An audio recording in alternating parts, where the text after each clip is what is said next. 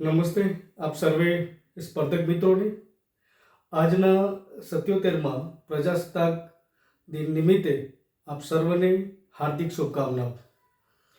અર્વાચીન ગુજરાતી સાહિત્યનો ઇતિહાસ જે આપણે શરૂઆતના સર્જક સુધારાના સેનાની એવા નર્મદની વાત કરી, ત્યારબાદ કવિ દલપતરામ, ત્યારબાદ સુરતના 3 નવ જે છે નંદશંકર, તુલજાશંકર મહેતા અને નવલરામ લક્ષ્મીરામ પંડ્યા, આ જે સર્જકો જે છે એ આપણા મુખ્ય સર્જકો જે રહ્યા છે, જેમણે ગુજરાતી સાહિત્યના સુધારણા આ સર્જકો કહેવાય છે।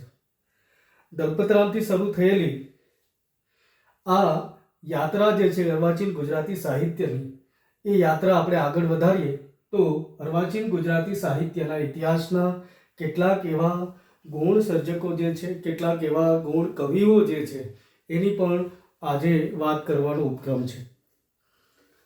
પ્રથમ આપણે ગૌણ સર્જકની વાત કરીએ તો એમાંના સર્જક છે દુર્ગારામ મનસારામ મહેતા, કે જેઓ 1809 થી 1876 એટલે કે 1809 એમનું જન્મ જે છે એ થયો હતો અને 1876માં એમનું નિધન થયું હતું। જન્મ સુરતની અંદર થાય છે। દુર્ગારામ મનસારામ મહેતા જે છે એમનું પૂરું નામ છે દુર્ગારામ મનસારામ દવે, પણ દુર્ગારામ મહેતાજી તરીકે તેઓ એ ઓળખાય છે। એમણે સમાજ સુધારા અને ધર્મ વિચાર ક્ષેત્રે ખૂબ મહત્વનું એ કાર્ય કર્યું છે। સૌપ્રથમ નર્મદ પહેલા જ્યારે આપણે 1833ની વાત કરીએ કે નર્મદનો જન્મ થયો, તો એ પૂર્વે જે છે નર્મદ જે છે એ એમના પહેલાં પણ જે છે સમાજ સુધારાનું કાર્ય જે છે એ દુર્ગારામ મનસારામ મહેતાએ એ સૌપ્રથમ કર્યું હતું સુરતની અંદર। તો કહેવાય છે કે એમણે સમાજ સુધારા અને ધર્મ વિચાર ક્ષેત્રે એ અદ્ભુત કામ કર્યું છે। નર્મદ પહેલાં સુધારા પ્રવૃત્તિનો ઝંડો એ એમણે ઉઠાવ્યો હતો, એટલે કે સૌપ્રથમ એ દુર્ગારામ મહેતાજી જે છે એમણે સુધારા જે છે એમણે એ કર્યા હતા। 1826માં એમણે સુરત ખાતે ગુજરાતી શાળા શરૂ કરી હતી। આપણી માતૃભાષાની શાળા જે છે ગુજરાતી જે છે એ સૌપ્રથમ શરૂ કરનાર જે છે એ 1826ની અંદર સુરતમાં દુર્ગારામ મહેતાજી જે છે એ ગુજરાતી શાળા શરૂ કરે છે।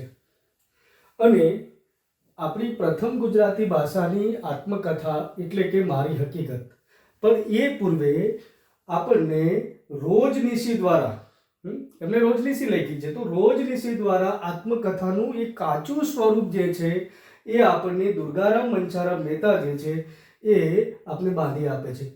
જે એમની રોજનીશી છે ગુજરાતી ભાષાની પ્રથમ રોજનીશી બને છે। એમણે માનવ ધર્મ સભા જે છે એમની એ સંસ્થા જે છે એમની સુરત ખાતે સ્થાપના કરી હતી। જે બંગાળની આપણે વાત કરીએ કે બ્રહ્મો સમાજ જે છે, આર્ય સમાજ જે છે, એવી રીતે માનવ ધર્મ સભા આ સંસ્થા જે છે સુધારાની સંસ્થા જે છે એમની પણ એમણે સ્થાપના કરી। અને એ સમયે ત્યાં પત્રો લખતા હતા, એમનું પણ એ કામ કરતા હતા। અને સાથે એમણે પુસ્તક પ્રચાર મંડળીની સ્થાપના પણ કરી। કદાચ આપણને પૂછાઈ શકે કે માનવ ધર્મ સભા સંસ્થાના સ્થાપક કોણ હતા, તો દુર્ગારામ મનસારામ મહેતા। બીજો પ્રશ્ન પૂછાઈ શકે કે પુસ્તક પ્રચાર મંડળીની સ્થાપના કોણે કરી હતી, તો એમનો ઉત્તર હોઈ શકે કે દુર્ગારામ મનસારામ મહેતાએ એ સૌપ્રથમ પુસ્તક પ્રચાર મંડળીની સ્થાપના કરી હતી। હવે આવી રીતે પણ પ્રશ્ન પૂછી શકે કે શિષ્ટ ગુજરાતી ગદ્ય લેખનનો આરંભ એ કોણે કર્યો છે। જો શિષ્ટ ગુજરાતી, ગુજરાતી ભાષા છે પણ કેવી ભાષા, તો કે શિષ્ટ ભાષા, જે આપણે બોલચાલની ભાષા તો ખરી જ, પણ જે સાહિત્યમાં જે છપાય છે, સાહિત્યમાં લખાય છે અને જે બુદ્ધિજીવી વર્ગ છે એ જે શિષ્ટ ભાષા બોલે છે, એ શિષ્ટ ભાષાનો એનો ગદ્ય લેખનનો જો કોઈ આરંભ કરાયો હોય તો એ દુર્ગારામ મનસારામ મહેતાજીએ કર્યો હતો। હવે એમણે ગુજરાતીમાં અભાનપણે પ્રથમ આત્મકથા લખવાનું, ઓટોબાયોગ્રાફી લખવાનું માન જે છે એ પણ કોને મળે છે, તો કે દુર્ગારામ મહેતાજીને, કે અભાનપણે પહેલી વખત મારી હકીકત છે, નર્મદની મારી હકીકત આત્મકથા છે, ગુજરાતી ભાષાની પ્રથમ આત્મકથા બની છે, પણ એ પૂર્વે અભાનપણે એ પ્રથમ આત્મકથા લખવાનું આપણે માન કહીએ તો એ દુર્ગારામ મહેતાજીને ફાળે જાય છે. તો આ સુધારક યુગ જે છે એના ગૌણ સર્જકોમાંના આ પ્રથમ સર્જકની આપણે વાત કરી, એમના પછીના આપણે સર્જકની વાત કરીશું, પણ આ ગૌણ જે સર્જકો છે એની સાથે કેટલાક લેખકની સાથે કેટલાક સુધારક યુગના ગૌણ કવિઓ પણ જે છે એમણે પણ થોડા અંશે પણ ગુજરાતી સાહિત્યમાં એ પ્રદાન કર્યું છે. એમની પાસેથી વિશેષ કશું સાહિત્ય આપણે ઉપલબ્ધ નથી, પણ એક કે બે કૃતિઓ જે છે એ કવિઓ પાસેથી એ કાવ્ય સંગ્રહો આપણને એ પ્રાપ્ત થાય છે. તો એ કાવ્ય સંગ્રહો ક્યાં ક્યાં, અને આપણી પરીક્ષાની અંદર પણ આ કવિઓ જે છે એના કાવ્ય સંગ્રહ જે છે એના વિશે, એના સર્જક કે કવિઓ વિશે આપણે પૂછાઈ શકે, એના સર્જન વિશે. તો સૌપ્રથમ સુધારક યુગના ગૌણ કવિઓની આપણે વાત કરીએ તો ભોળાનાથ સારાભાઈ દિવેટિયા, કે જેઓ 1822 થી 1866 ની વચ્ચે થઈ ગયા. તો આ ભોળાનાથ સારાભાઈ દિવેટિયા છે, કે જેને આપણે ભોળાનાથ દિવેટિયા તરીકે આપણે ઓળખીએ છીએ, કવિ શ્રી ભોળાનાથ દિવેટિયા. તો એમની પાસેથી આપણે ઈશ્વર પ્રાર્થના માળા અને અભંગ માળા આ બે કાવ્ય સંગ્રહ જે છે એ ભક્તિ કાવ્ય સંગ્રહો આપને એમની પાસેથી, ભોળાનાથ સારાભાઈ દિવેટિયા પાસેથી આપને મળે છે. જે આ બંનેમાંથી જે અભંગ માળા જે છે એ મરાઠીની જે શૈલી જે છે, અભંગની શૈલી છે, એ શૈલીના આપણને અભંગ માળા એ કાવ્ય સંગ્રહ મળે છે. બીજા એક ગૌણ કવિની આપણે વાત કરીએ તો એ છે શિવલાલ ધનેશ્વર, કે એમની પાસેથી આપણે બે કાવ્ય સંગ્રહ મળે છે.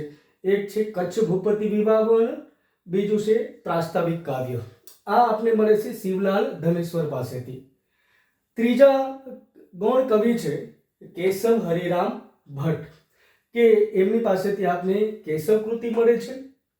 એમના પછીના છે ક્રમે શેઠ વલ્લભદાસ પોપટ. તો બને ત્યાં સુધી તો નથી પૂછાતા, પણ છતાં આપણે અહીંયા એમને લઈએ છીએ કારણ કે ગૌણ સર્જક કવિ રહ્યા છે.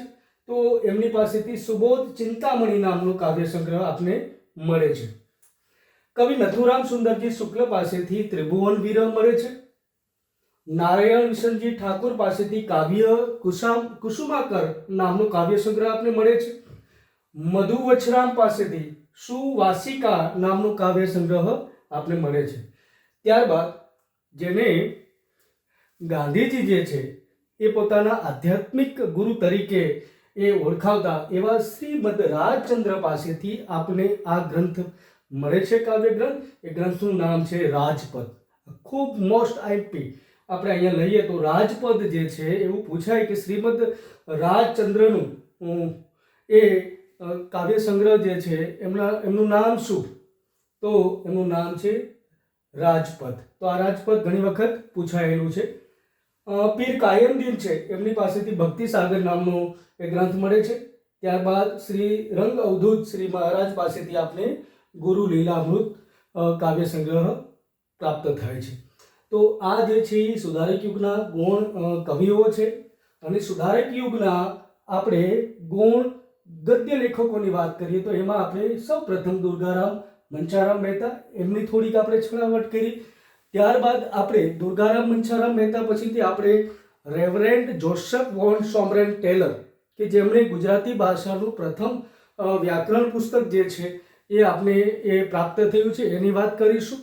ત્યારબાદ મણિશંકર જટાશંકર કિકાણી જે છે એમની પાસેથી પણ આપણે સર્જન મળ્યું છે. ભાષાની વાત કરીએ, આપણે ભાષા વિજ્ઞાનની વાત કરીએ તો વ્રજલાલ કાળીદાસ શાસ્ત્રી, કે એમણે પણ ભાષા વિજ્ઞાન ક્ષેત્રે ઘણા બધા ગ્રંથો આપણે આપ્યા છે. તો મુખ્ય ગ્રંથો જે છે એની વાત કરવાનો આપણો એ આગળના ક્રમે ઉપક્રમ રહેશે. ત્યારબાદ સાસુવહુની લડાઈ, કે મૈપતરામ રૂપરામ નીલકંઠ, તો એમના પણ કેટલાક ગ્રંથો જે છે એની પણ આપણે વાત કરવાની છે. કરશનદાસ મૂળજી જે છે કે જે પ્રથમ સુધારક જે છે એની પણ વાત કરશું. રણછોડભાઈ દવે, કે જેમણે લલિતા દુઃખ દર્શક નામનું એ નાટક જે છે આપણે ગુજરાતી ભાષાનું કરુણાતિકા નાટક જે છે એ રણછોડભાઈ ઉદયરામ દવે પાસેથી મળે છે. તો એની પણ વાત કરીશું આગળના વિડીયોમાં. મનસુખરામ ત્રિપાઠી કે મનહસુખરામભાઈ ત્રિપાઠી, એમણે પણ આપણે કેટલાક ગ્રંથો આપ્યા છે, તો એમની પણ વાત કરવાનો ઉપક્રમ જે છે. આ જે છે એ સુધારક યુગના ગૌણ સર્જકો છે, એની આપણે ક્રમશઃ વાત કરવાના છે. ત્યારબાદ અંબાલાલ દેસાઈ છે, હરગોવિંદદાસ કાંટાવાલા છે અને ઈચ્છારામ સૂર્યરામ દેસાઈ છે. આ બધા જે છે એ ગુજરાતી ભાષાના ગૌણ ગદ્ય લેખકો છે કે જેમણે 2 કે 4 કે 5 પુસ્તકો જે છે એ ગ્રંથો જે છે ગુજરાતી સાહિત્યમાં પણ એમના એ ગ્રંથોનું યોગદાન રહ્યું છે. તો આવા સુધારક યુગના ગદ્ય લેખકો જે છે એમની પણ આપણે નેક્સ્ટ વિડીયોની અંદર વાત કરશું. અર્વાચીન ગુજરાતી સાહિત્યનો ઇતિહાસ ખૂબ જ વિશાળ છે. આ સર્જકોનો આપણે અભ્યાસ કરીશું એટલે આપણે 1850નો જે આપણે ગાળો જે છે અને ત્યારબાદ 1885 એટલે સુધારક યુગ જે છે એ આપણી પાસે આ સુધારક યુગના સર્જકો પૂર્ણ થશે. ત્યારબાદ આપણી પાસે એક નવો જ યુગ જે છે એનો આપણે અભ્યાસ કરશું કે જેને આપણે પંડિત યુગ તરીકે ઓળખીએ છીએ. 1885 થી 1815 સુધી. તો આપ સર્વે મિત્રો એ જોડાઈ રહેજો.